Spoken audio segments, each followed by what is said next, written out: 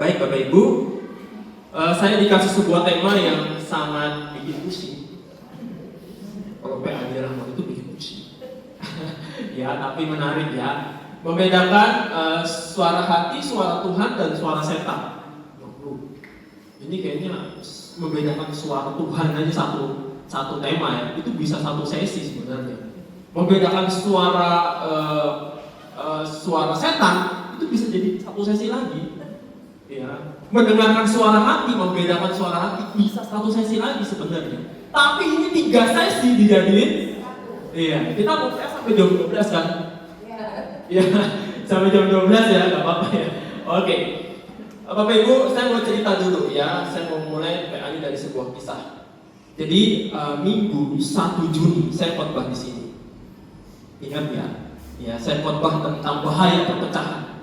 Ya, kita harus bersatu. Ya, Bapak Ibu tahu, jam 4 pagi sebelum saya khotbah di sini, jam setengah 4 saya itu sudah ada di rumah sakit Sumber Kasih. Kenapa? Karena panas sudah 3 hari, ya, dan dia sudah ngigo 2 hari 2 malam, dia ngigo, sudah saya panik, udah saya bawa ke rumah sakit tadi. Padahal saya jam 9 ya di sini ya, ya khotbah itu jam 9. Pendeta Susi dong, pokoknya setengah 9 sudah harus siap. Saya ingat banget hari itu saya nyampe setengah 9 belum ada orang ya.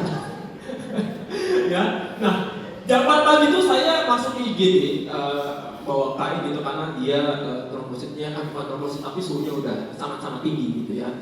Nah ketika dites Bapak Ibu trombositnya ada 247.000 karena normalnya memang 250 sekian ya. Jadi dia agak turun 3.000-an sekian ya. Nah hari Selasa nggak turun-turun, sudah dikasih obat penurun panas. Dokternya bilang gini dikit, kalau 3 hari nggak turun bawa lagi ke sini. Ya, saya berharap jangan lagi dibawa IGD. Ngantrinya itu, malas saya kalau pasien BPJS ya, malas kalau itu sama. Tapi ternyata nggak turun-turun. Ya, jadi kami IGD lagi dan cek darah lagi, Bapak Ibu sudah turun 159.000. Ya, jadi hampir turun sekitar 90.000-an dalam waktu 3 hari.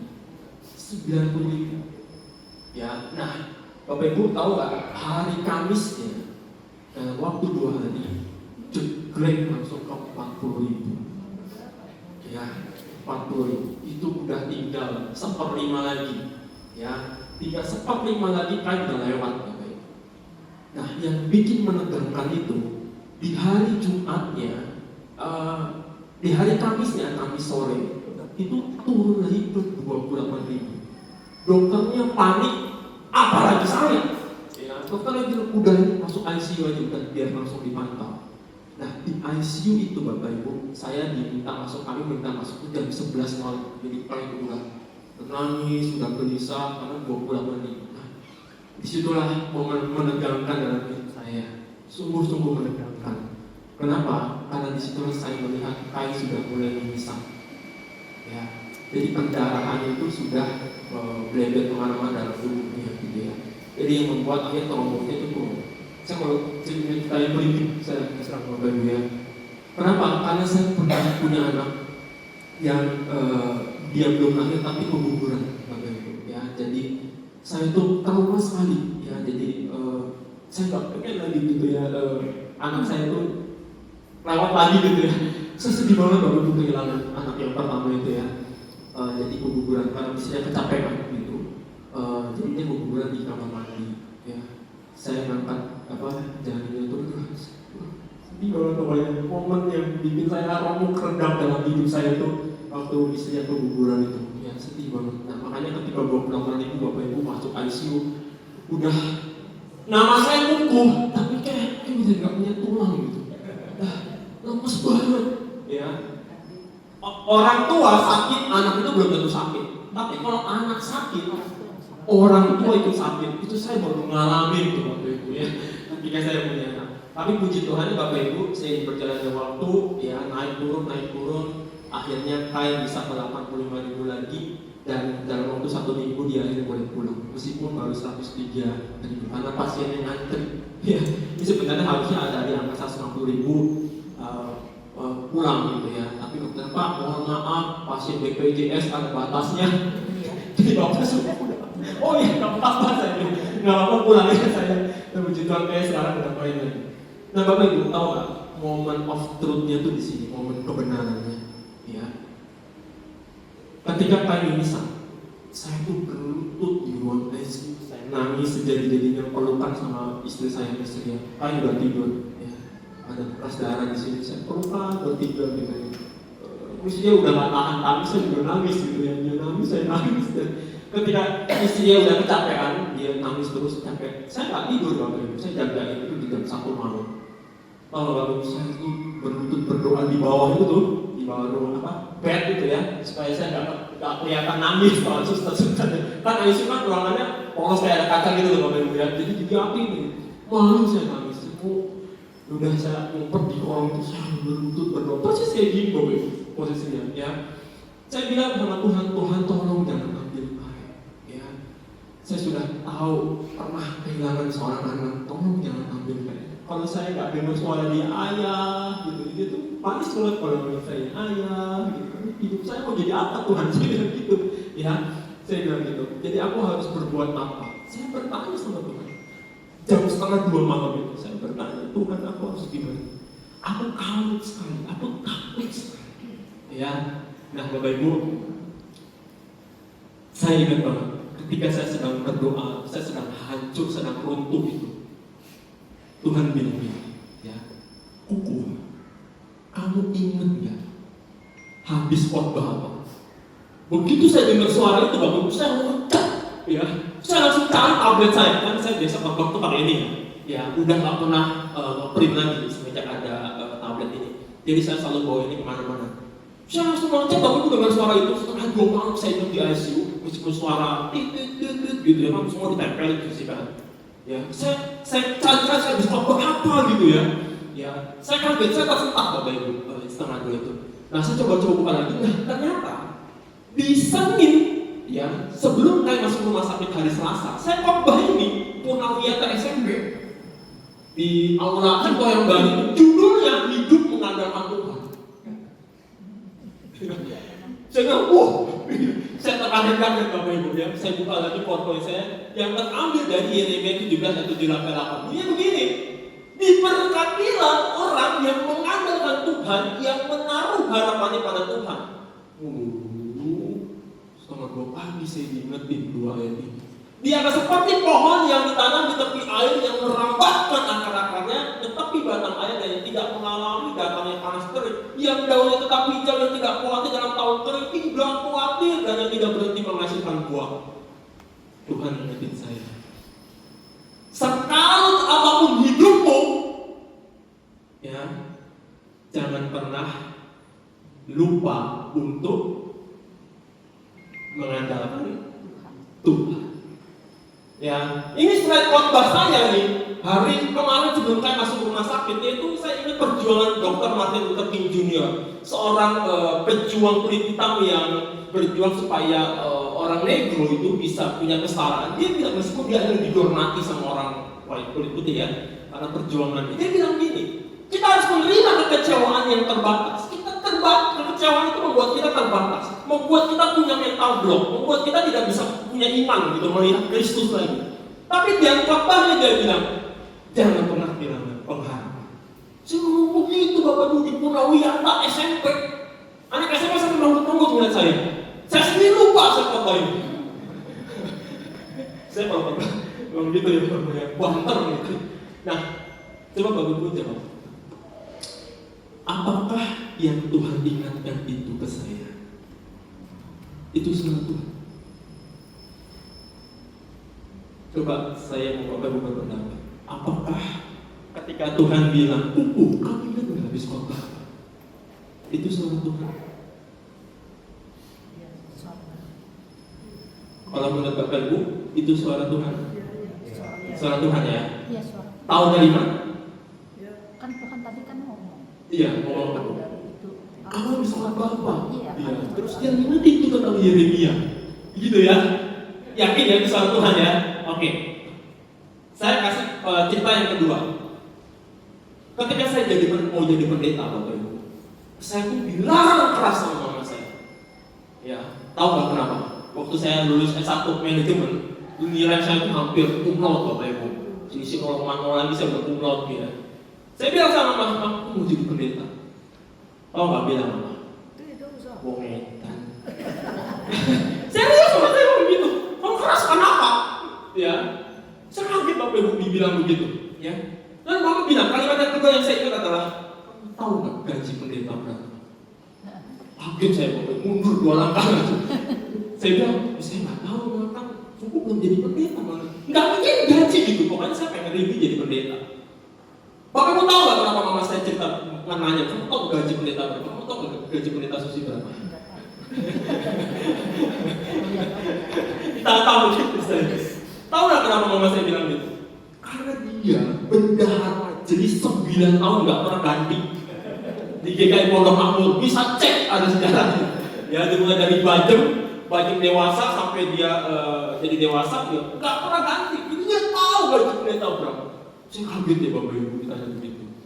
Lalu mama bilang, udah kamu nggak usah jadi pendeta, kamu kerja aja. Itu udah kakakmu, ya berhasil jadi manajer di Canon ya, data strip itu spesialis kamera ya, kamera itu kakak saya megang gitu. Nasional tuh, terbang ke Thailand, ke Jepang ya, dan sukses punya rumah dan contoh kakak profesian. Permasalahannya, ketika saya dilarang jadi pendeta, suara itu tumbuh. Kapan kamu mau studi teologi? Kapan kamu mau jadi pendeta? Itu ngiang terus setiap hari, nggak pernah berhenti selama saya kerja hampir 2 tahun. Asli. Ya, saya bilang sama Tuhan, pergi kau sekarang, pergi. Saya bilang, saya udah suruh kita pergi, saya udah dilarang sama mama saya paling takut sama mama udah mau pergi. Takut saya masih produk lama.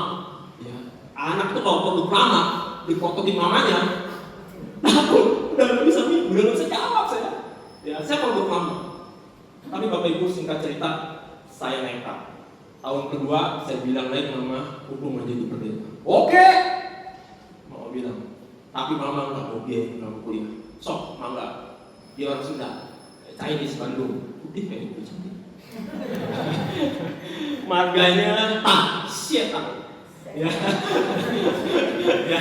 Nah terus akhirnya saya singkat cerita, saya kuliah ambil duta wacana begitu ya. Bapak Ibu tahu nggak? Selama saya kuliah nggak punya duit. Tabungan saya selama saya kerja hampir 2 tahun itu saya bayar untuk uang pangkal, biaya hidup, uang buku, uang makan, entong. Setahun pertama saya hidup, Bapak Ibu tahu nggak? Saya tuh saking pengen punya buku S2 itu kan bahasa Inggris semua, ya. Belinya, kalau pendeta kayak pendeta Susi, studi S2 dibiayain sama gerejanya. Beli pakai dolar, beli pesek. Beli masih kartu kredit, BC ada. Saya mau beli buku nggak bisa. Ya, saya jadi sekolah sama rekan-rekan S2 pendeta gitu ya. Yang bisa saya lakukan adalah saya coba pendeta, boleh nggak saya pinjam bukunya? Mau saya fotokopi. Ya. Beliau beli pakai dolar, saya fotokopi. Kalau gue tahu lah, tapi puji Tuhan ya, Tuhan kasih saya hikmat, hikmat semangat ya.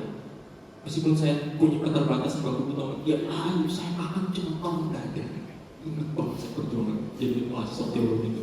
Si Moda nggak kasih beasiswa, moro-moro. Ya waktu itu belum ada tuh, ya zaman dulu saya belum. Nah, saya tuh ingat Yusuf, remaja itu saya punya tokoh idola yang namanya si Ucup ini.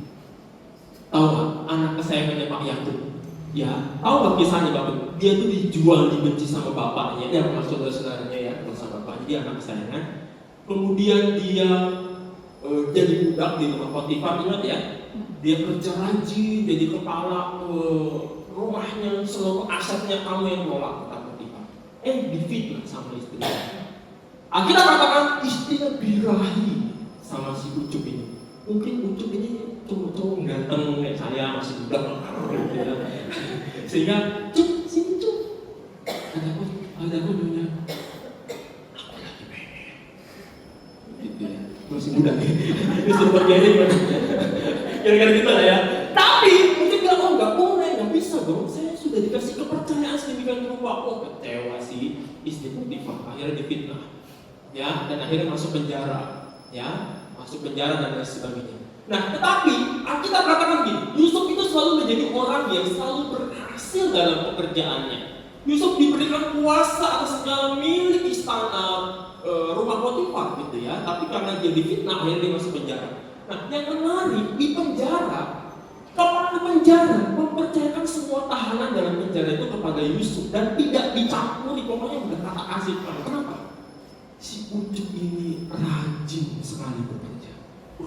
Bisa dipercaya, bertanggung jawab, disiplin. Itu yang dicatat Alkitab. Komitmennya luar biasa ketika dikasih kepercayaan. Jadi Alkitab harus mencatat Yusuf itu gak mengerjakan tugas dengan sebaik-baiknya. Dan Alkitab tidak pernah mencatat Yusuf pernah mengeluh diri dari. Jadi Bapak Ibu, ketika saya sedang susah studi teologi, Tuhan itu kasih. Yang saya ingatkan, kesusahan itu belum seperti si Ucup. Difitnah, jadi babu, jadi budak, maju terus. Siapa? Maju terus. Meskipun cuma makan telur. Tapi saya sekarang tahu kalau itu ternyata mengandung banyak protein, sehingga saya bisa ranking 1 di kelas. Ya, saya ranking 1 di kelas sampai saya lulus Bapak Ibu ya di Duta Wacana. Puji Tuhan, saya merasa bersyukur gitu ya. Jadi saya selalu diingatkan tentang kisah Yusuf ketika saya mau studi teologi. Bahkan sampai saya lulus, sampai hari ini tokoh idola saya di Alkitab adalah Pak Ucup ini. Pertanyaannya, apakah itu suara Tuhan ketika saya sedang susah? Apakah suara mama yang mengatakan pendeta? Kamu tahu gaji pendeta berapa? Apakah itu juga suara Tuhan?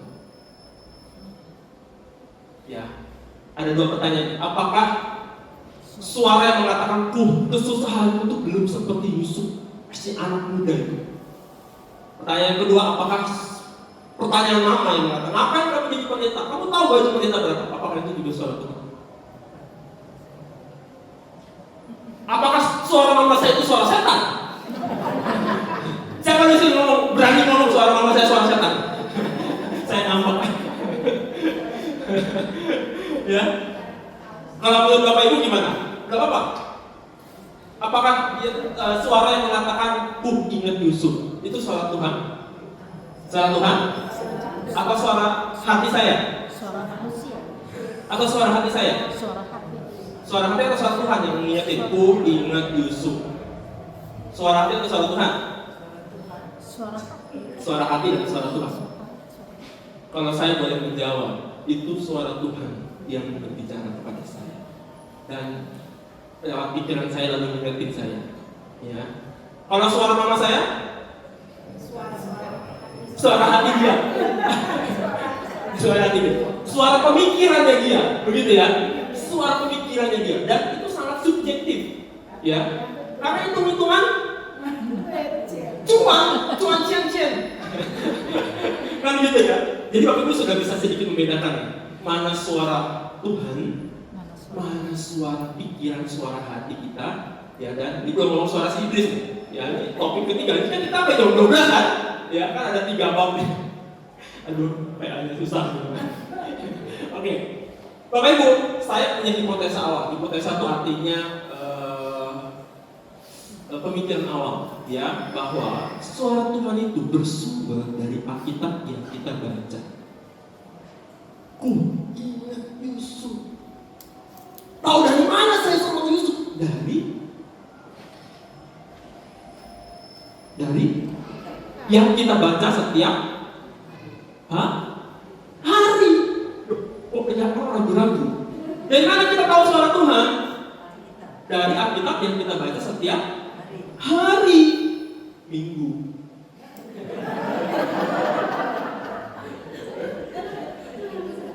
Iya, benar. Benar atau benar? Setiap hari. Minggu. Iya kan? Senin sampai Sabtu? Libur. Jadi udah ketahuan nih. PA kita hari ini kenapa ada topik bagaimana mendengarkan suara Tuhan? Karena baca kitabnya seminggu sekali. Iya kan? Coba kalau misalkan gadget kita ketinggalan, HP ketinggalan di gereja, kapan dia bilang? Bayangkan Bapak Ibu pulang dari gereja Ramani, HP yang ketinggalan. Langsung Kapan diambil. diambil? Langsung diambil. Langsung. Langsung diambil. Langsung HP. Iya. Apa isu dibuangin? Langsung. Paling mana langsung? Gereja. Nah, Iya. Coba kita yang ketinggalan. apinya hilang. Sok jawab jujur. Coba kita ketinggalan. Kapan diambil? Ini di gereja loh ya, jangan bohong. Ya, minggu depan aja mah. Ya, sekalian di gereja. Itu artinya bacaan kita setiap hari. Hari. Udah nggak usah ngeles lah. Gak bercanda ya Bapak Ibu. Ini biar gak ngantuk ya. Jadi suara Tuhan itu bersumber simpel aja sebenarnya dari Alkitab yang kita baca. Saat teduh pribadi, PA yang kita renungkan hari ini, ya, mendengarkan khotbah dan lain sebagainya. Itu suara Tuhan jelas di situ. 2 Timotius 3:16, sampai baca bareng-bareng. 1, 2, 3. Segala tulisan, ya.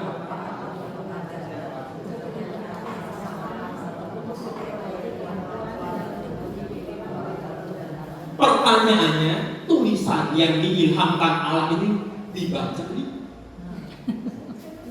Kan dibaca setiap hari. Dibaca setiap hari. Disuruh setiap hari baca. Iya. Jadi sumber suara Allah yang utama adalah Alkitab. Udah nggak usah ditawar-tawar. Kok pendeta khotbah dari Alkitab kok? Benar nggak? Tinggal bagaimana pertanyaan besarnya kita baca tuh, kita dengerin itu suara Tuhan. Hipotesis yang kedua, kesimpulan awal yang boleh saya petik ketika saya merenungkan dengan ini adalah suara Tuhan dapat kita peroleh dari relasi kita yang dekat dengan Tuhan. Tanpa itu, Bapak Ibu akan lebih banyak mendengarkan suara bising. Ya. Entah suara hati, entah suara psychology, ya. Entah suara-suara yang lain, suara TikTok, Shopee, Tokopedia, Dikon belanja, ya kan? Lagi dengerin firman, ya, lagi khotbah, kita susun dan khotbah, siapa-siapa di khotbah kalau bikin khotbah 7 hari 7 malam nggak tidur, persiapannya bagus. Sampai kita nyampe Shopee, ya itu suara setan jelas, ya jadi. Ya, relasi kita dekat dengan Tuhan itu penting ya. Nah, yang ketiga, nih penting, ini buat saya pribadi. Untuk bisa peka mendengar suaranya itu butuh disiplin rohani. Ya, makanya saya setiap pagi bangun tidur nggak pernah ninggalin doa saya setiap pagi. Doa saya setiap pagi itu simpel. Yaitu apa? Mengucap syukur untuk semua privilege yang saya punya. Privilege itu artinya keistimewaan yang dimiliki seorang yang orang lain nggak punya. Itu aja dulu. Bangun tidur yang pertama, saya ucap syukur Tuhan, terima kasih untuk kesehatan. Bukan begitu. Tuhan terima kasih untuk privilege kesehatan yang Tuhan.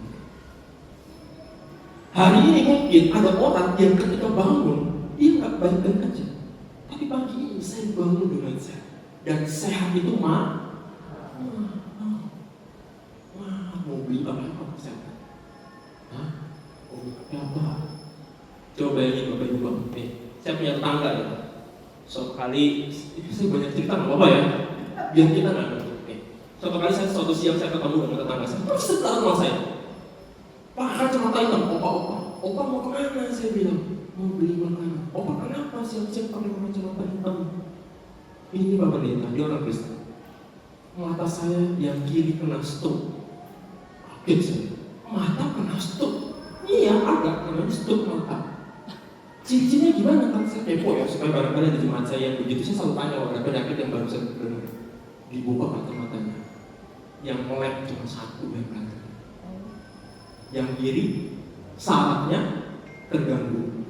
Jadi setiap pagi sampai hari ini dia masih terapi. Dia kalau melek matanya cuma satu. Tiap hari kita melek matanya dua. Privilege nggak?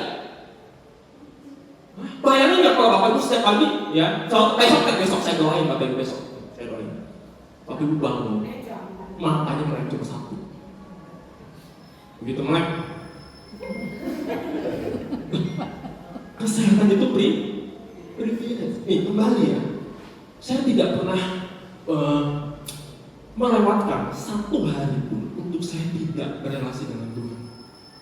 Ya, itu yang membuat saya hidup bertahan di tengah gosipnya jemaat, di tengah omongan jemaat. Kalau di sini kan bukan pamitan ya, saya boleh curhat. Di tengah bisingnya, ya, segala tuntutan, ya. Berat loh jadi pendeta, Bapak Ibu. Istri saya aja 4 tahun stres dari istri pendeta. Lalu tahun ke-5, tahun ke-6 dia baru merasa, ya ngapain gue bikin omongan orang ya, bikin gue gila. Jangan begini. Istri saya tuh bawa ke gereja, dari ujung rambut sampai ujung kaki dikomel sama jemaat. Ya, iya, serius. Ya, makanya yang bisa membuat saya bertahan kalau saya tidak punya relasi dengan Tuhan, maka yang saya dengarkan itu adalah suara hati, emosi, ya. Kalau misalnya dia punya tuh pendeta buku tuh, ya, rambutnya miring kiri, misalkan ya, udah saya miring ke kanan masih diomongin juga, ya sudah potong rambut, Pak rambutnya ketipisan di sebelah sini. Masya Allah, kalau saya dengerin suara emosi saya, awas. Nah, kita selesaikan secara adat. Setelah turun ibadah gitu ya. Nah itu. Tapi kan ketika saya dekat dengan Tuhan, saya nggak ngomong saya orang dekat dengan Tuhan. Tapi ketika saya punya relasi yang baik dengan, diingetin, kasih itu kasih itu murah, dia tidak menentu. Itu suara siapa? Suara Tuhan apa suara hati saya? Yang ingetin saya ketika lagi marah. Suara kita. 1 Korintus pasal. Nah, yang bisa dibaca kita nggak tahu. Ya, oke, kita lanjut.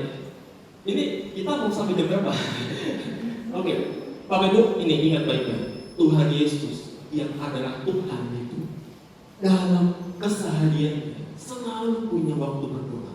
Contoh ya, ini saya beberapa ayat aja. Saya spill dikit-dikit. Aku sampai pikir pagi-pagi benar waktu hari masih gelap dia bangun pergi keluar, meninggalkan murid-muridnya, doa dulu. Ya pagi-pagi benar. Setelah dia berpisah, dia pergi ke bukit untuk berdoa. Pada waktu itu pergi lagi ke bukit berdoa, semalam-malam dia berdoa kepada Allah. Ya, dan doa yang terakhir adalah doa di Taman Getsemani. Dia khusyuk banget di situ. Dia bilang, kalau boleh nih, ya, sebisa mungkin cawan ini berpulang. Tapi bukan kehendakku, tapi kehendak. Ya, oke. Nah, jadi bagian yang pertama, setidaknya kita mau belajar nih. Tadi sudah ya, itu baru pendahuluannya. Apa itu suara Tuhan menurut Alkitab? Simpel Bapak Ibu. Tuhan Yesus bilang di dalam perpisahannya bersama dengan para murid, ya. Aku tidak akan meninggalkanmu sebagai yatim piatu. Ini perpisahan nih ketika malam perjamuan terakhir. Jadi sesungguhnya Tuhan itu nggak pernah jauh. Tuhan bilang aku tidak akan meninggalkan kamu sebagai yatim piatu. Lalu Tuhan bilang adalah lebih berguna bagi kamu kalau aku pergi. Ya. Kalau aku masih di sini, aku terbatas ruang dan waktu. Yesusnya cuma di sini. Adalah lebih berguna kalau aku pergi karena aku akan mengutus seorang penghibur, seorang penolong yang lain. Ketika dia datang dalam bentuk roh, maka dia bisa hadir roh, ruah, udara, angin. Ya, jadi dia bisa hadir dimanapun. Ya, nah pekerjaannya apa? Dialah yang akan mengajarkan, tetapi penghibur yaitu Roh Kudus yang akan diutus oleh Bapa dalam namaku. Nah, dialah yang akan mengajarkan segala sesuatu kepadamu dan akan mengingatkan kamu akan semua yang telah kukatakan kepadamu. Apabila dia datang yaitu Roh kebenaran, ia tidak akan berkata-kata dari dirinya sendiri, tetapi segala sesuatu yang didengarnya itulah yang dikatakannya, dan ia akan memberitakan kepadamu hal-hal yang akan datang masa depan. Dia akan memuliakan aku sebab ia akan memberitakan kepadamu apa yang diterimanya daripada. Jadi pekerjaan dari Roh Kudus adalah dia tidak berkata-kata dari dirinya sendiri, tapi dia akan memberitakan kepadamu apa yang diterimanya dari aku. Jadi pekerjaan dari Roh Kudus itu adalah jubirnya Kristus sendiri. Dia tidak akan berkata-kata kalau tidak melalui aku, kata Tuhan. Aku tidak akan meninggalkanmu sebagai yatim piatu. Oleh sebab itu, ketika Tuhan mengutus Roh Kudus, itulah suara Kristus sendiri. Ketika saya dikasih tahu, Kuku, kamu habis khotbah apa? Itu suara siapa? Suara Kristus sendiri lewat hadirnya Roh Kudus yang ada di mana? Di pikiran saya, di hidup saya, di batin saya, di jiwa saya, melingkupi seluruh kehidupan saya. Karena dia roh, dia ada di mana. Jadi kalau Bapak Ibu ke toilet sendiri, malam-malam, nggak usah takut. Dia selalu ada bersama kita. Roh ada di mana-mana. Ada yang masih takut pergi ke toilet malam-malam? Takut apa? Saya tanya, takut apa? Takut apa? Ya, jangan kalah anak sekolah minggu. Ya, di kanan kau ada, lagi sekolah minggu ya. Di kiri kau ada, di depan kau, di belakang kau ada. Ya, di suka kau, di kanan, di belakang, kanan kiri. Dia ada. Yang ingetin kita. Saya mau kalau pipis aja.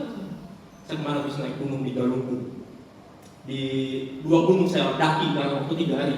Papandayan dan Galunggung. Ya. Orang pada takut mau pipis. Saya mau pipis aja. Orang nggak ada WC gimana? Masa saya 8 jam saya naik turun. Saya berdoa, oh dalam nama Tuhan Yesus, pipis aja di bawah pohon. Pipis aja. Pohon pipis di bawah. Kenapa saya? Takut apa saya bilang? Saya punya Tuhan kok. Ya. Dan kuasanya lebih besar. Jadi masa takut ya Bapak Ibu? Kok jadi ngomongin pipis? Oke, kita lanjut ya. Nah, apa ciri-ciri suara Tuhan? Cara 4. Saya belajar selama sepanjang saya hidup ada 4. Yang pertama Bapak Ibu, sesuai dengan Alkitab. Udah gampang. Mencirikan suara Tuhan atau bukan? Baca kitab suci, doa tiap hari, kalau mau tunggu, gitu ya? Mau tunggu nggak? Baca kitab suci, udah, pintar pentingan, ya? Itu sih calon penghuni kerajaan sorga, gitu ya? Oke. Baca nih Roma 10 ayat 17, yuk dibaca Roma 10 ayat 17, Bapak Ibu, buka. Kita ber-PA kan, Roma 10 ayat 17, yuk baca yuk. Roma 10 ayat 17. Roma 10 ayat 17. Yuk kita baca. Roma 10 ayat 17. Betul sekali. Ya. Roma 10 ayat 17. Dibaca bareng-bareng. Roma 10 ayat 17. Ini kalau saya sampai nggak selesai materinya, part 2 aja ya. Roma 10 ayat 17 ya. Roma 10 ayat 17. Yuk kita baca bareng-bareng. Ya, 1, 2, 3. Jadi iman timbul dari pendengaran. Iya, iman kita kalau mau bertumbuh, ya harus baca firman. Udah nggak bisa ditawar-tawar. Ya, orang yang semakin jarang mendengar firman, imannya tidak bertumbuh. Itu kata Alkitab. Ya. Makanya ketika ada pendengaran, ketika ada berita, ada video TikTok, Yesus ternyata menikah loh, 2 kali. Yang pertama menikah sama Maria Magdalena, yang istri kedua namanya Lydia. Saya baru kayak ini kemarin, Rabu kemarin di KI Pamungkas. Karena ada jemaat yang blasting nggak nyebar video di mana ada video di situ Yesus itu menikah. Saya bilang jemaat heboh. Saya bilang ngapain heboh video gituan, saya bilang mudah banget gitu ya, terprovokasi. Dan Dan memang video dengan AI itu Tuhan Yesus terluka, Tuhan Yesus ciuman, ada bukunya gitu ya. Kayak banget gitu. Kayak nyata banget, bener Pak. Saya kasih videonya Pak, Bapak tapi jangan terbuncang kalau Bapak lihat video itu ya. Jadi jemaat panitia tuh heboh. Saya bilang, aduh ini ciri orang yang baca Alkitabnya setiap hari. Iya udah, itu ciri-cirinya tuh gampang sekali. Ya, iblis bekerja lewat AI, bikin video rekayasa. Cuplik buku ini, ya. Saya bilang saya bener-bener beneran. Ya, Tuhan Yesus nikah nggak sih? Ada loh buktinya Bu, kata video. Menurut Bapak itu Tuhan Yesus nikah nggak? Sebenarnya murid yang dikasihinya itu kata video itu adalah Maria Magdalena. Murid yang dikasih Tuhan Yesus yang bersandar di malam perjamuan terakhir itu di bersama dengan Tuhan Yesus sebenarnya Maria Magdalena. Jadi Tuhan Yesus sebenarnya cinta sama Maria Magdalena. Itu sebuah kisah yang kisah belakang yang tidak diketahui sama semua orang. Apa bisa? Wah habis, setuju nggak? Setuju nggak? Jangan setuju lah. Ya, jangan. Itu sangat-sangat manipulatif. Ya, sangat-sangat. Jangan ngomong terlama. Oke, lanjut ya. Sesuai dengan Alkitab itu sudah pasti. Yang kedua, memperbarui akal budi. Kalau Bapak Ibu mau membedakan suara Tuhan, Roma 12 ayat 2 kita baca. Roma 12 ayat 2, yuk. Roma 12 ayat 2. Ya. Roma 12 ayat 2. Yo. Apa ciri dari suara Tuhan? Kembali ke Alkitab aja. Kita mau ngomong apa? Janganlah kamu serupa dengan dunia ini. Jangan kamu serupa dengan dunia ini. Ada berita itu kaget, ada Kristen progresif kaget, ya, dan lain sebagainya. Tetapi berubahlah oleh pembuahan budimu. Supaya apa? Supaya kamu membedakan mana kehendak Allah, mana suara Allah, apa yang baik, yang berkenan, dan yang sempurna. Ya, jadi cirinya itu memperbarui akal budi, membuat kita bertobat secara hikmat, secara akal budi. Yang ketiga, udah gampang cirinya, membawa shalom, damai sejahtera. Ya, dalam suara Tuhan itu pasti ada damai sejahtera, ada pemulihan, rohani kita dibangun, ya, kita dikuatkan. Udah, ya sesimpel itu. Ada pengampunan, ya. Kalau suara setan gimana? Lu ngapain? Ya, lu bergaul lagi sama dia. Lu ingat nggak? Lu pernah disakit sama dia. Lu ingat nggak? Suami lu pernah digoda sama dia. Hah? Ngapain lu? Ngapa dia lagi?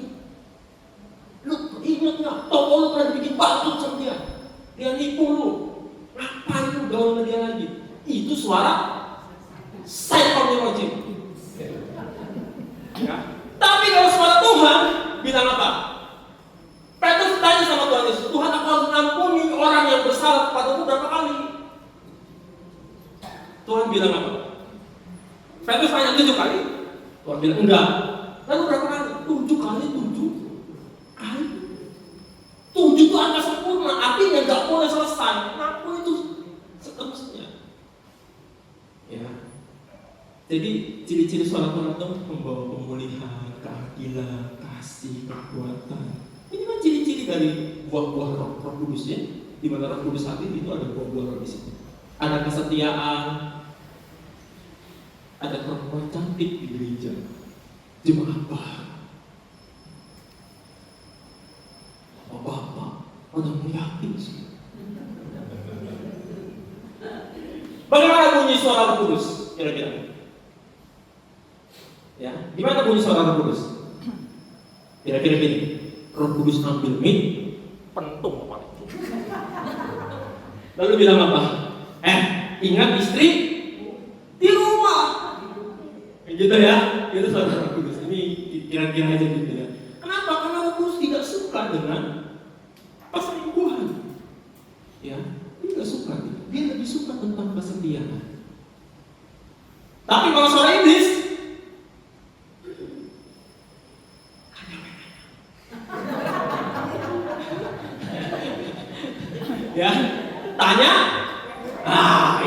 ada tuh.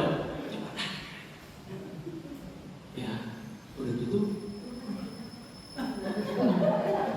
Ya, Bapak Ibu, kenapa saya bilang gak usah takut sama setan-setan yang muncul-muncul itu ya, di mana?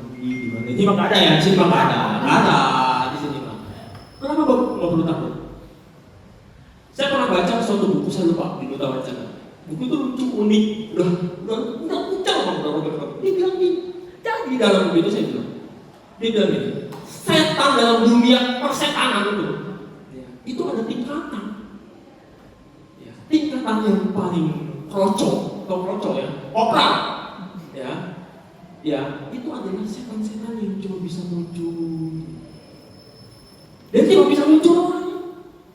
Ya. Lalu kan dia cuma bisa muncul dan cuma bisa loncat-loncat. Ngapain lu takut gitu? Kata ada suster mesot, ya udah dia mesot gitu. Sedangkan kamu bisa lari gitu. Dia cuma bisa mesot. Susah mesok. Ya, jadi dia bilang gitu, itu tingkatan setan paling rendah dan dia nggak bisa apa-apa, cuma bisa halo aku di sini, halo. Gitu, cuma bisa munculin doang. Setan yang paling berbahaya itu dia bilang, ketika dia bisa ngomong dalam pikiran yang tidak kasar mata, dan itu yang paling bahaya.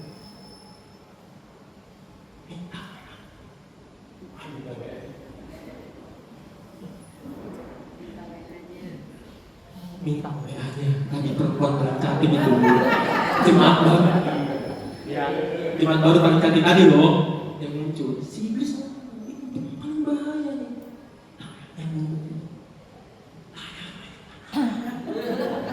Ya penatua bahaya.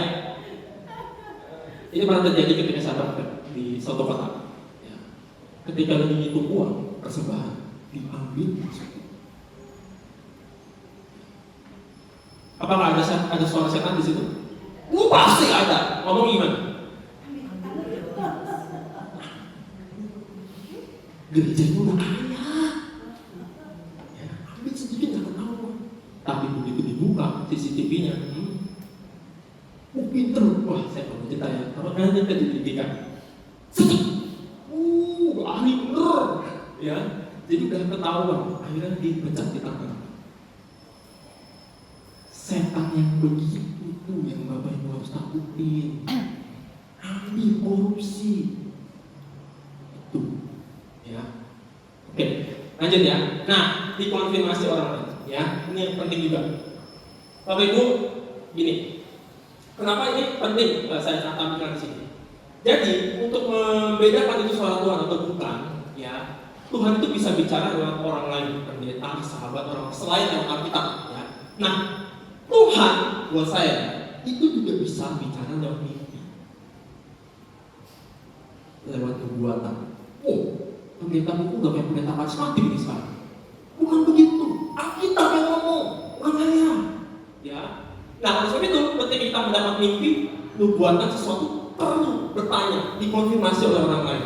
Makanya yang kuadran yang keempat ini, kalau itu sesuai Alkitab, membuat akar budi, membuat shalom. Nah, kita dapat sesuatu yang beda nih. Nah, makanya konfirmasi ke orang lain. Ya, itu apa? Alkitab yang ngomong ke pendeta minimal. Ya, tanya, ini kira-kira firman Tuhan atau bukan? Kenapa saya bilang saya percaya mimpi sama nubuat? Karena firman Tuhan bilang begitu. Jangan padamkan roh, kata 1 Tesalonika 5. Ya, jangan anggap remeh atau rendah nubuat-nubuat. Ujilah segala sesuatu. Itu suara Tuhan atau suara setan, ujilah segala sesuatu dan peganglah yang baik, yang benar. Tuh. Ya. Jadi 4 ini Bapak Ibu boleh foto nih. Ya, silakan. Udah foto belum? Kalau ada saya nggak fotonya. Nggak kelihatan. Saya nggak dikasih air nih. Air kering nih. Sambil break ya. Ini sampai jam berapa? Ini ada 3 sesi. Jadi kalau Bapak Ibu ingin tahu itu suara siapa, Tuhan bilang, ujilah segala sesuatu, bertanyalah kepada pendeta bagaimana. Kalau saya ya bertanya kepada orang tua, "Mak, aku mau jadi pendeta, ada suara, ada panggilan." Tanya ke orang tua saya. Itu penting sekali. Ya, oke. Oke, kita mau lanjut atau gimana nih? Itu lama nggak? Pendeta Susi sampai jam berapa kita? Sampai jam 8 ya?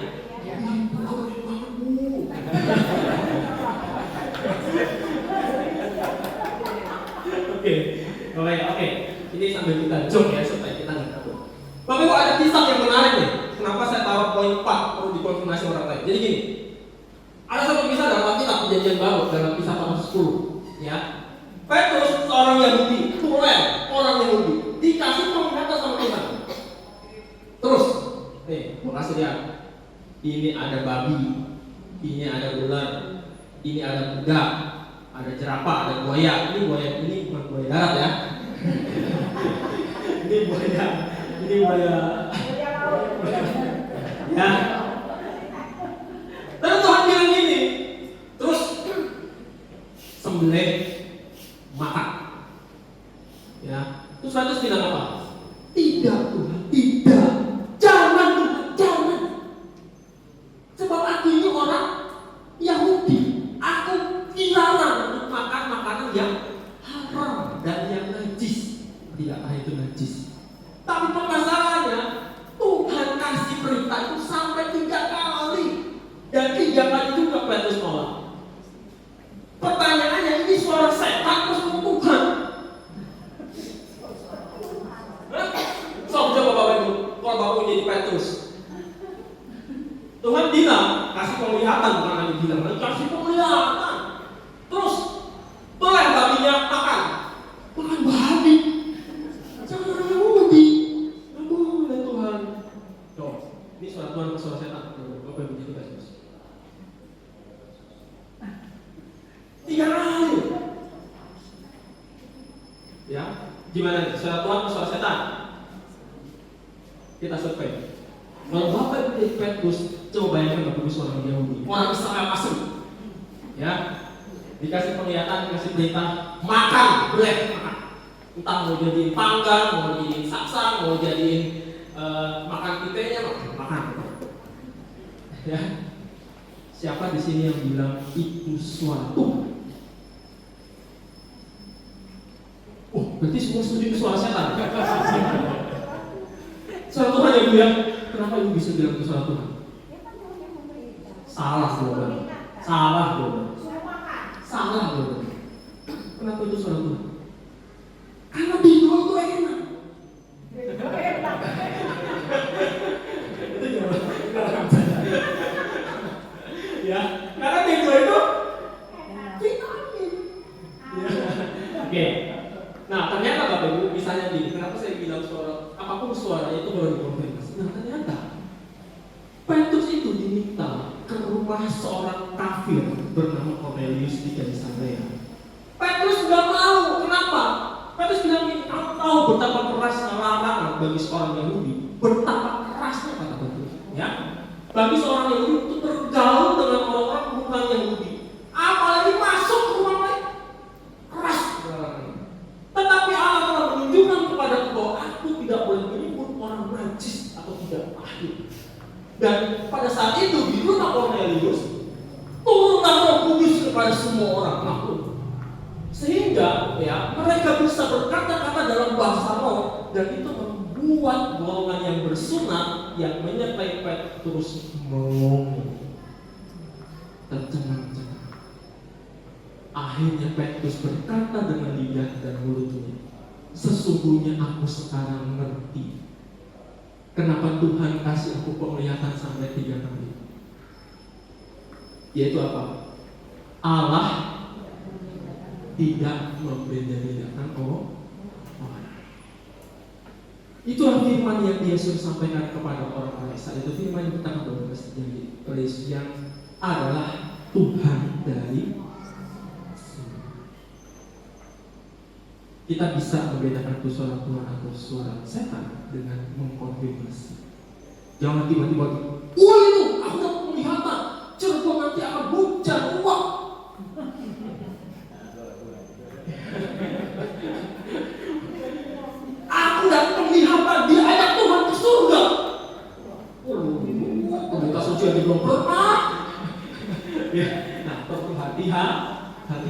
perlu konfirmasi, ya.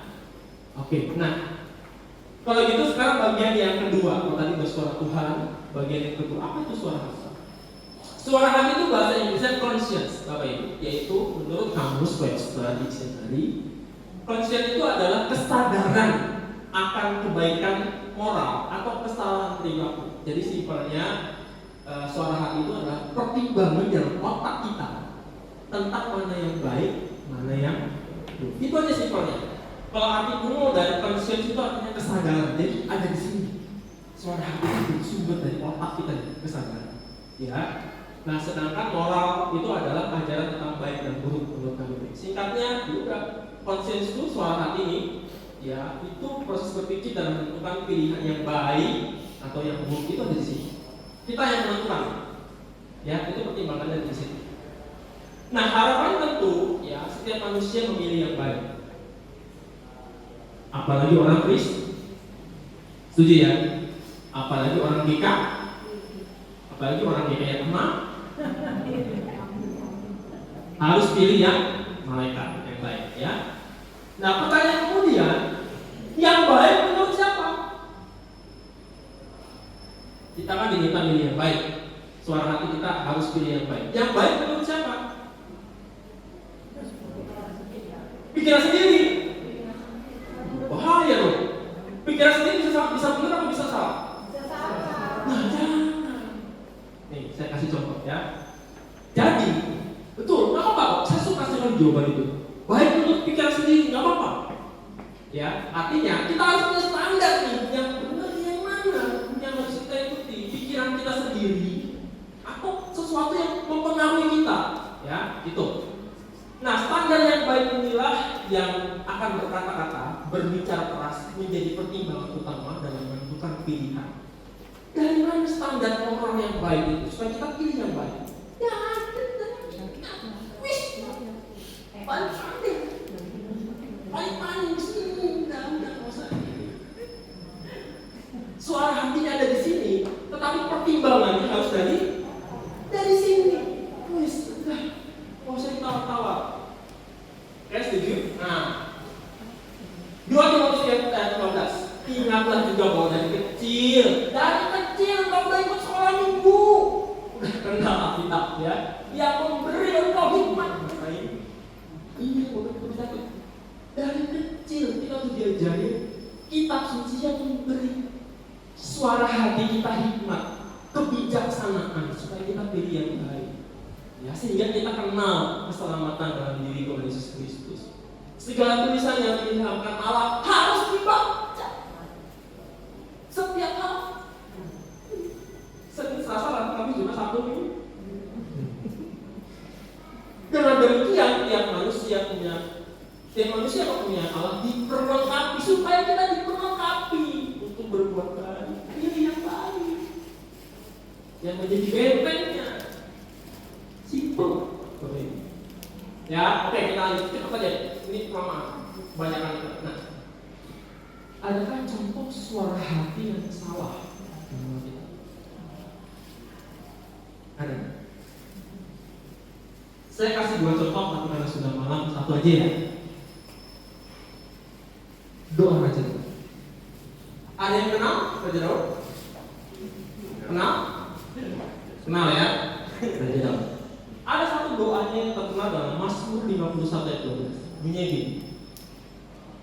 Jadikanlah conscience suara hatiku takdir ya Allah, dan perbaharilah batin hatiku perbaharui dengan roh yang teguh. Kenapa Raja Daud berdoa begitu? Ya Tuhan, kata Raja Daud, jadikanlah hatiku tahir itu suci, ya, tahir itu tidak najis, dan perbaharilah batin.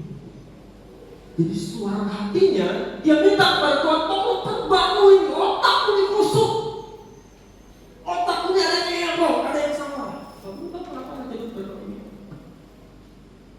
Ini doanya sama-sama. Ada yang tahu kisahnya? Kita baca 2 Samuel 11 ayat 20 sampai pasal 12. Yuk, ini saya salah tulis ya, harusnya 2 Samuel. Yuk kita buka. Saya cuma dibatasin sampai jam 8. 2 Samuel. Yuk. 2 Samuel ya. 2 Samuel pasal 11 sampai pasal 12 ayat 14. Saya kasih Bapak waktu 5 menit untuk baca. Yuk baca Bapak, yuk baca, yuk. Silakan. Kata Daud kepada Uria, tinggallah hari ini di sini. Besok aku akan Bu, bacanya sendiri aja dulu. Ya, ini 2 Samuel pasal 11 dari ayat 1. Iya, ini saya salah tulis tadi saya bilang 2. Saya salah ketik. Ya, 2 Samuel. Ya, ayat 1 sampai pasal 12 ayat 14. 5 menit saya kasih waktu. Coba Bapak baca.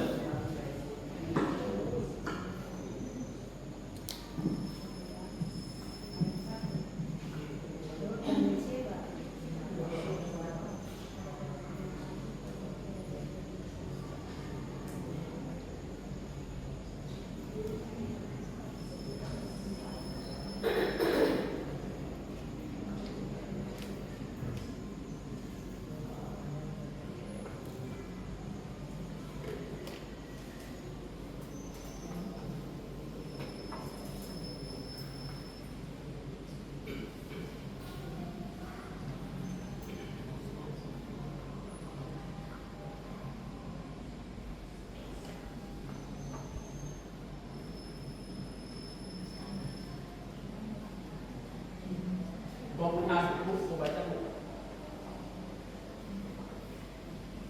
Biar saya bawa buka ini.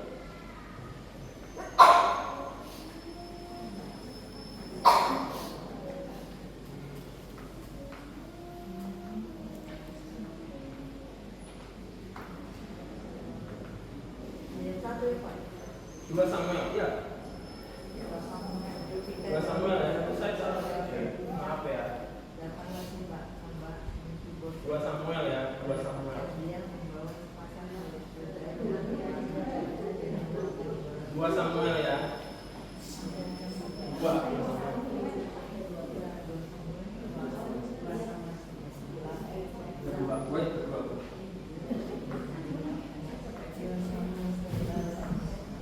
Udah, nggak usah nunggu 5 menit lah ya. Ya. Udah tahu kira-kira itu kisah apa? Daud dan Batseba. Misalnya tentang apa itu? Coba ceritain ke saya. Ya, malam minggu gimana kisah Raja Daud dan Batseba? Coba ceritain tentang apa? Ayo, lulus nggak sekolah minggunya? Lulus nggak? Kamu saya nembak waktu itu. Ya, ceritain gimana? Pada suatu hari, Raja Daud sedang jalan-jalan di istananya. Lalu dari istananya dia melihat ada seorang perempuan bergelis pisah. Lagi mandi, Pak. Kucing dikasih ke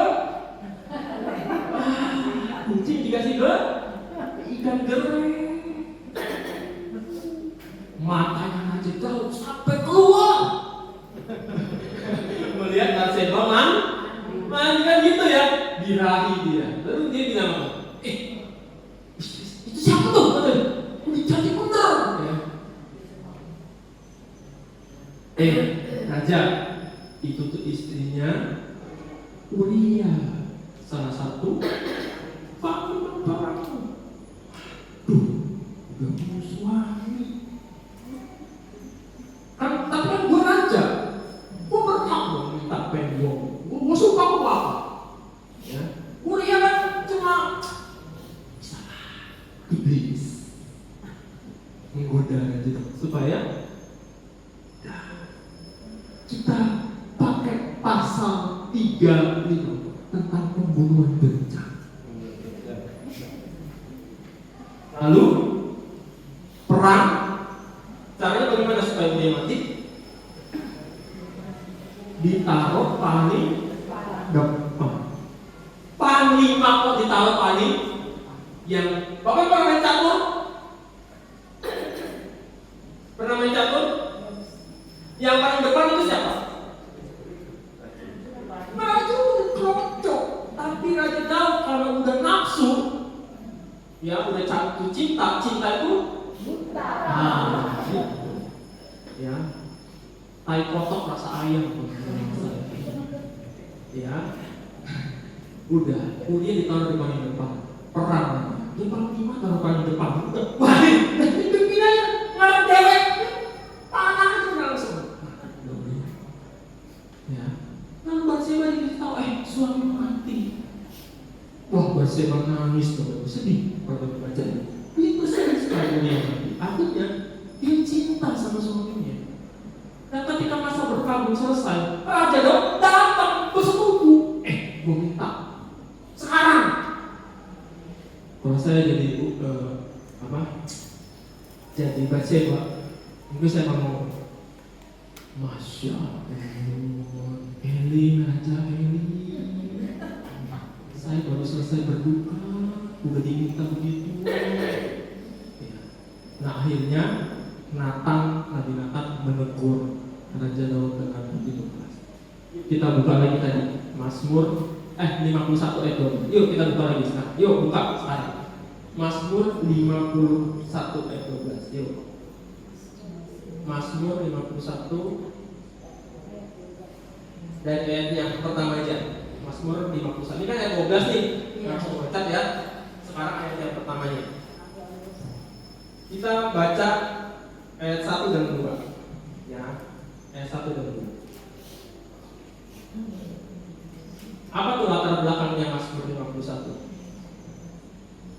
Untuk pemimpin biduan. Mazmur dari Daud, artinya yang mengarang Mazmur ini adalah Daud sendiri. Ya. Ketika Nabi Nathan setelah dia jadilah dia ngomong, jadikanlah pikiranku bersih lagi. Kotor, pikiranku tuh kotor, suara hatiku tuh kotor, isinya mesum. Kira-kira aja dulu. Ya. Jadi suara hati itu salah. Ya. Nih, hipotesis yang ketiga, hati-hati. Pertimbangan hati nurani atau conscious yang ada di kepala kita itu bisa salah. Manusia itu penuh dengan kelemahan. Ya.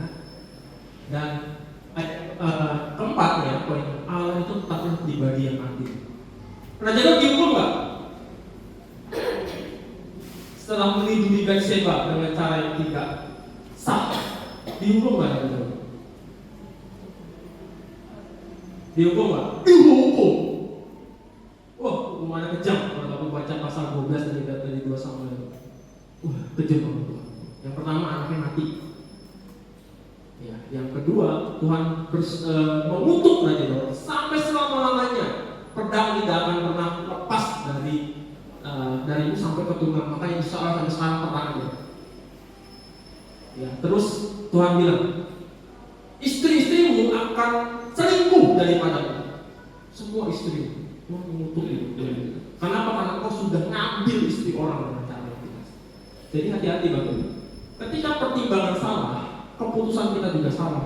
Allah itu pribadi yang adil. Ya. Nah sekarang bagian yang ketiga, bagaimana mengenal suara iblis? Gampang, lewat pekerjaan. Ada 12 pekerjaan iblis yang dicatat oleh Alkitab, setidaknya oleh saya yang menemukan ya. Yang pertama Bapak Ibu, Tuhan Yesus pernah bilang ini, iblislah yang menjadi bapamu dan kamu yang melakukan keinginan bapamu yang kecil. Ia adalah pembunuh manusia sejak awal karena dia membohongi Adam dan Hawa dan tidak hidup dalam kebenaran. Sebab di dalam iblis tidak ada kebenaran. Catat baik-baik. Di dalam iblis tidak ada kebenaran. Apabila ia berkata dusta, ia berkata atas pendapatnya sendiri. Sebab ia adalah pendusta dan bapak segala dusta. Jadi ciri-ciri suara iblis adalah tukang ngibul. Ya, pekerjaan yang kedua cirinya adalah ada penular adalah binatang yang paling cerdik. Jadi simpelnya gini. Bagaimana kita akan tahu cara suara setan, suara iblis? Tukang manipulasi, brainwash kita, dan dia sangat cerdas.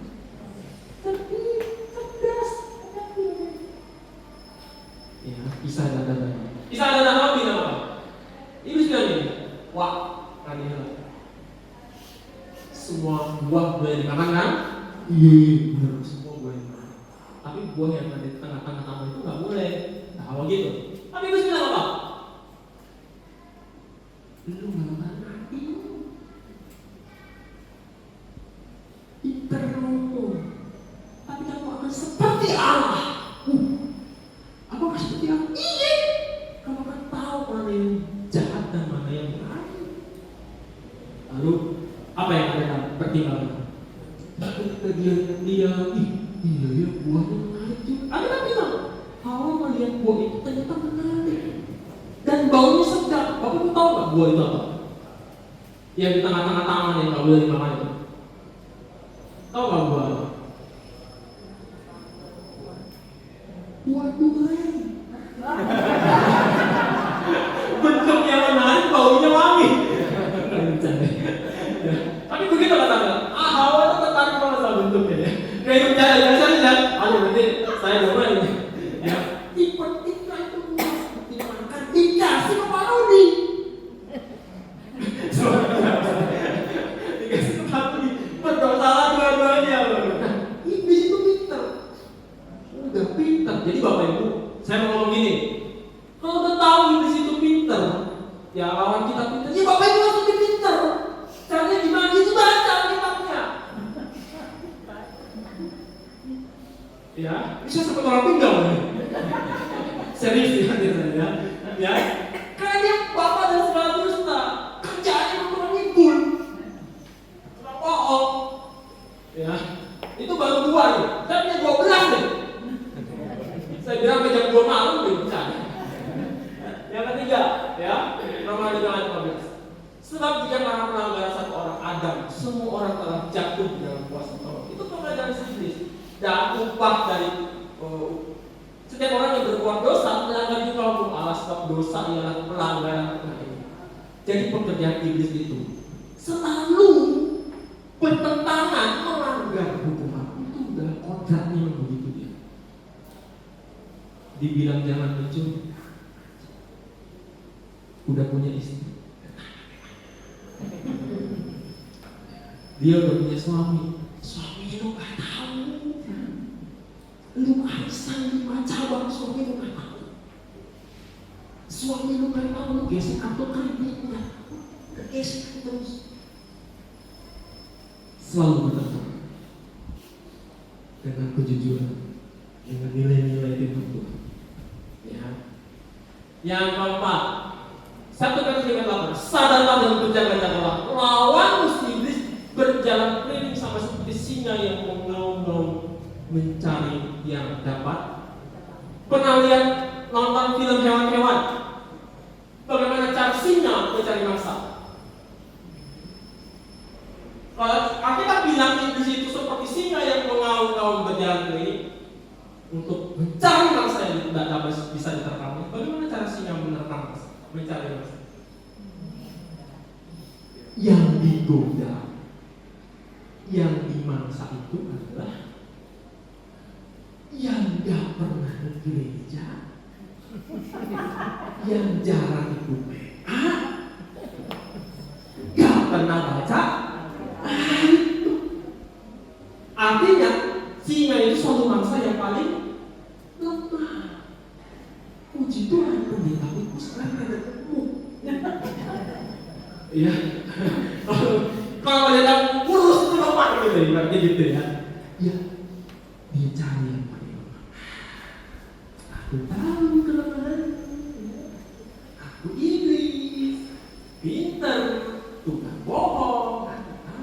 Iblis itu tahu setiap kelemahan Bapak Ibu dan juga saya.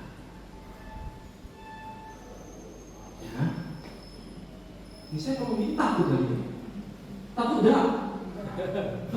Saya ngomongin, saya kasih berita di takut lagi nanti. Bapak Ibu takut sama iblis malam ini, membuat Bapak Ibu rajin baca Alkitab. Ya, Bu. Ya, harus rajin. Oke. Selanjutnya, yang kelima.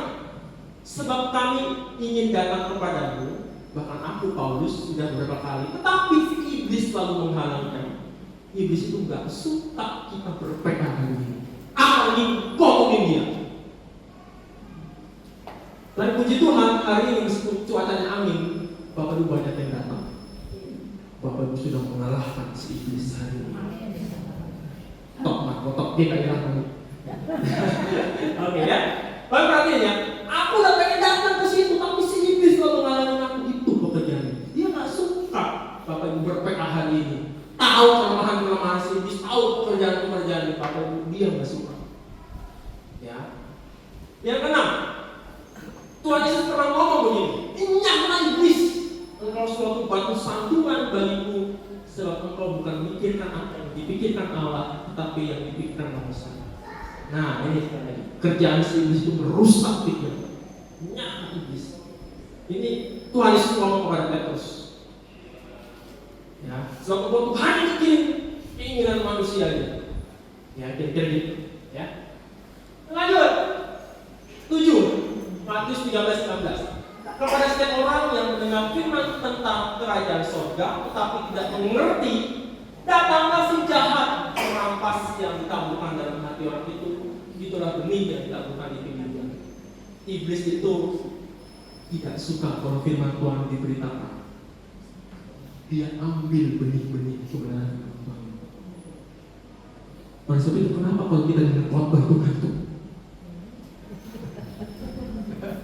Pernah nggak merenungkan itu? Kenapa kalau kita dengar khotbah itu ngantuk? Nah, setan yang ada di situ, apalagi yang di baris belakang.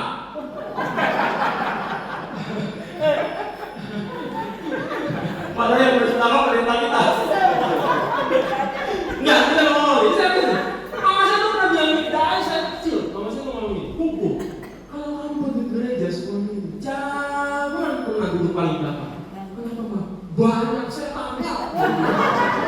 Saya masih ingat sampai sekarang hari ini. Makanya kalau saya masuk gereja itu saya berusaha duduk yang paling depan. Kenapa? Kenapa jemaat kita Bu? Kalau duduk, si paling depan kosong. Nah itu, ya, waktu ngekhotbah. Nah, kenapa ngantuk? Karena ditiup sama si iblis.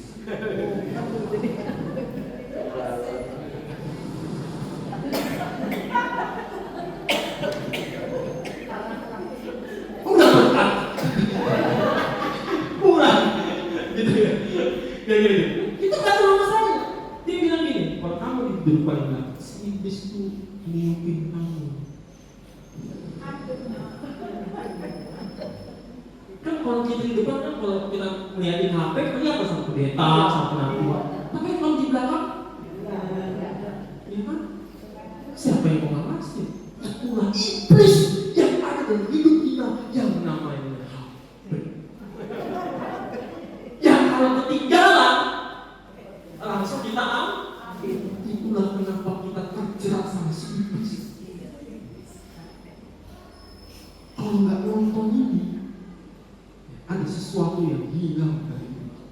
Tapi kalau Alkitabnya hilang, beli lagi, itu berdoa. Oke, gitu ya. Oke, kita lanjut ya. Firman itu. Yang kedelapan, sesudah iblis mengalami semua pencobaan itu, Tuhan Yesus dicobain sama iblis ya. Setelah dia puasa 40 hari, dia mundur darinya menunggu waktu yang baik. Udah kalah, dia masih menunggu kapan waktu yang baik dia serah. Artinya, iblis itu pantang menyerah untuk godain Bapak. Udah tekun. Ya, oleh sebab itu kita perlu hati-hati. Yang ke-9, 2 Tesalonika 2:9, kedatangan si penderu durhaka itu adalah pekerjaan iblis dan akan disertai rupa-rupa ajaib, tanda-tanda mujizat-mujizat palsu. Hati-hati ya Bapak Ibu ya. Pekerjaan iblis itu salah satunya adalah tanda-tanda mujizat-mujizat palsu.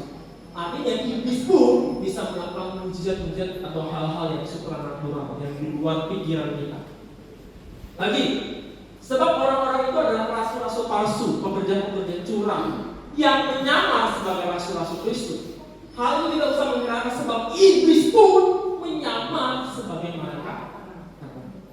Saya mau begini, jangan mudah terpesona dengan gereja yang mengkultuskan seorang pendeta karena pengalaman-pengalaman supranatural. Iblis pun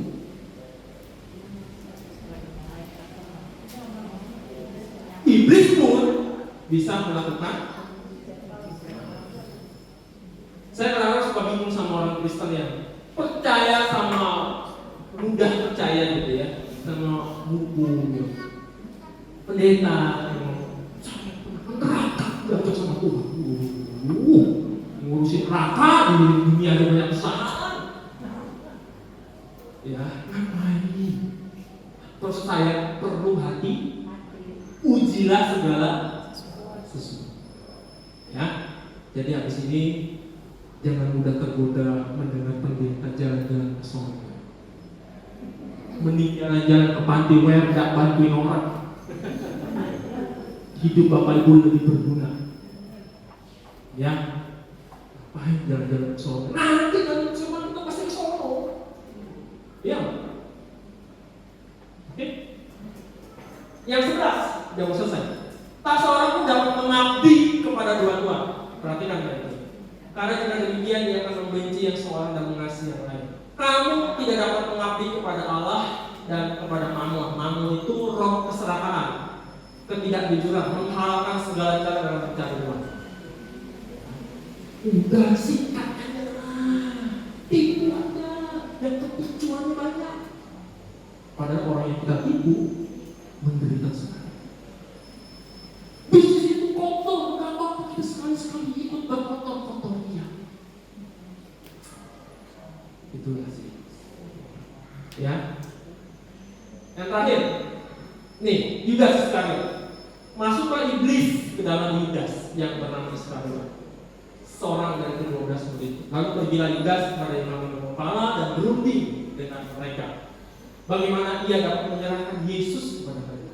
Mereka sangat gembira dan bermufakat untuk memberikan sejumlah uang kepada Yudas Iskariot karena Yudas Iskariot sudah kemasukan. Kesimpulannya untuk yang poin ketiga, ciri-ciri seorang iblis, Bapak boleh catat. Lihat histori pekerjaannya tadi sudah saya spill ya. 12 itu yang tadi saya temukan di Alkitab. Ya. Yang selanjutnya merusak pikiran. Nyala iblis bahwa hanya memikirkan apa yang dipikirkan oleh manusia, bukan apa yang dipikirkan oleh ya, merusak pikiran. Udah tonton aja HP-nya, begadang nggak apa-apa. Kalau usah gereja besok ada YouTube online. Ya. Emang ngapain sih dia? Ada cewek cantik ya. Banyak loh. Udah cantik gak pakai baju. Rusak lah pikirannya. Serius loh.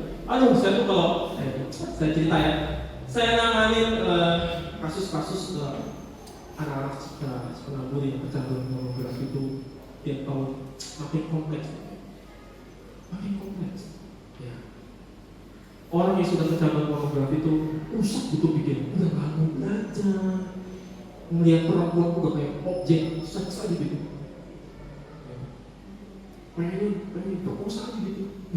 Sabit anak bisa gitu, orang masih muda gitu. Rusak udah pikiran. Aduh, pusing. Perlu hati deh sama anak-anak kita ya. Perlu diawasin sebenarnya. Ya, rusak pikiran. Ya, kecanduan pornografi, game online dan lain sebagainya.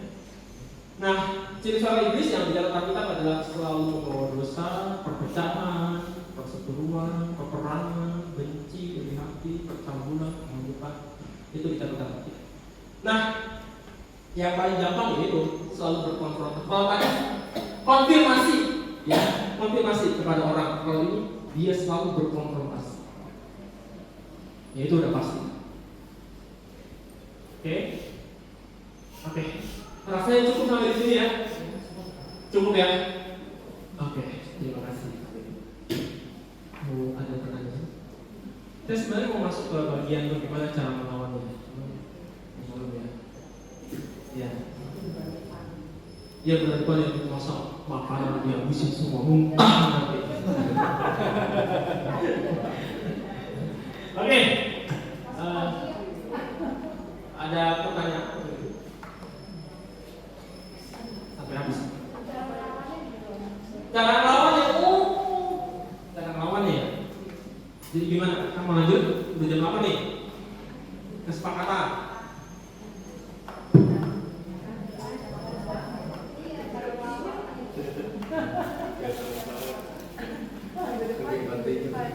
Cara lawannya ya? Dua penanya saja ya. Dua penanya. Menit paling awal. Silakan.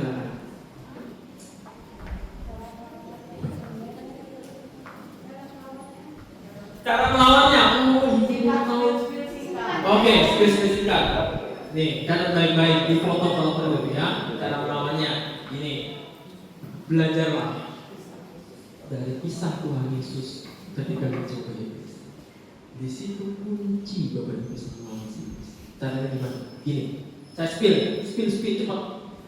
Ketika Tuhan Yesus puasa 40 hari 40 malam, dia dicobai 3 hal setelah puasanya selesai. Yang pertama soal kebutuhan. Ubahlah batu itu menjadi. Kenapa godaan pertamanya adalah soal kebutuhan? Lapar.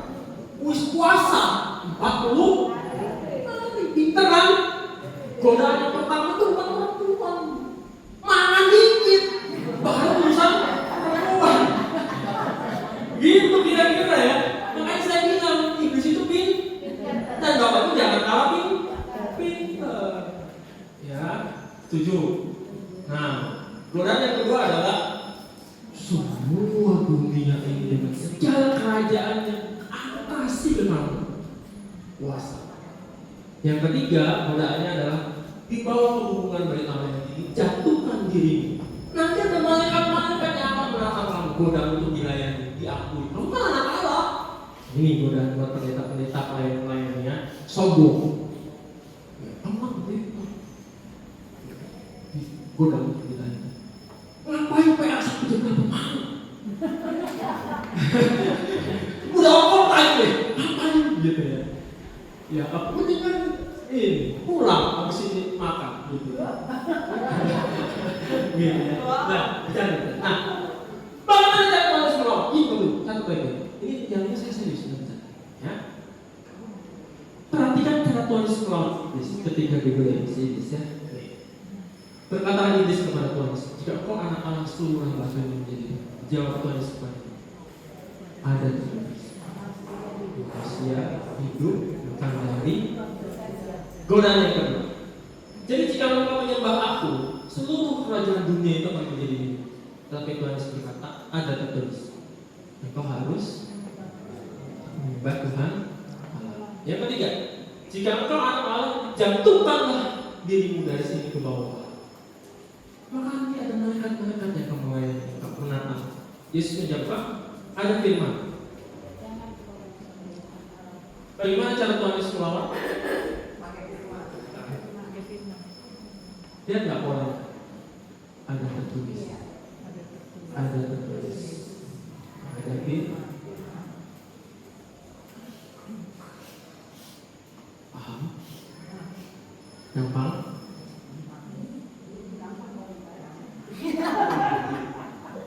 Tuh, gampang kalau kita baca firman setiap.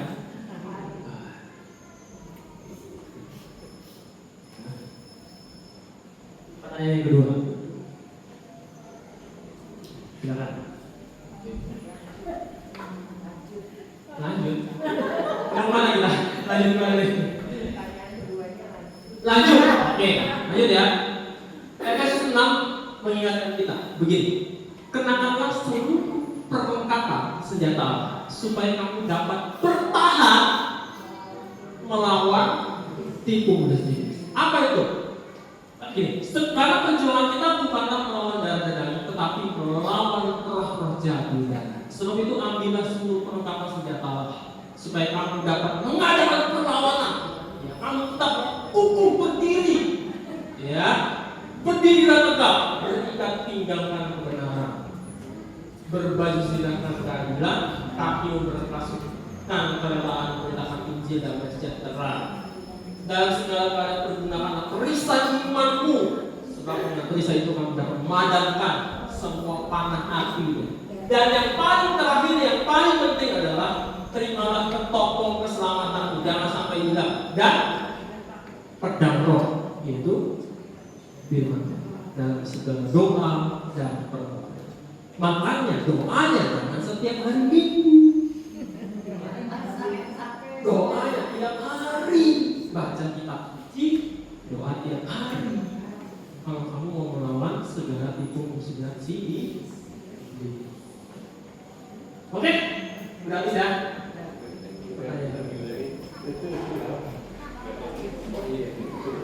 Terima kasih ya. Ada lagi? Pertanyaan? Ada lagi ya? Cukup ya? Cukup ya? Udah puas? Anda puas, saya lemas.